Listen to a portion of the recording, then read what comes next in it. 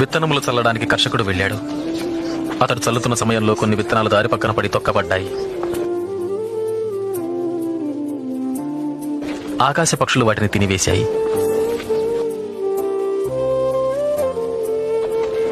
మరికొన్ని విత్తనములు రాతి నేలను పడ్డాయి.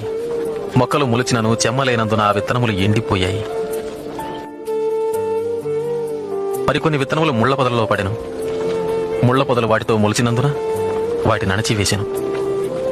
ఇంకొన్ని విత్తనములు మంచి నేలను పడినవి. ఆ విత్తనములు మొలిచి పెరిగి నూరంతులుగా ఫలించెను.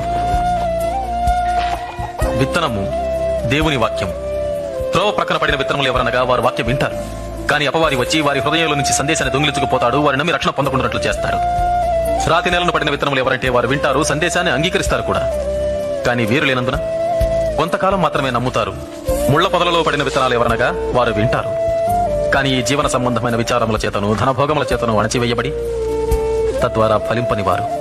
మంచి నేలను పడిన విత్తనాలు ఎవరనగా యోగ్యమైన మంచి మనసుతో వాక్యము విని హృదయములో భద్రపరచి దానిని అవలంబించి ఓపికతో ఫలించువారు.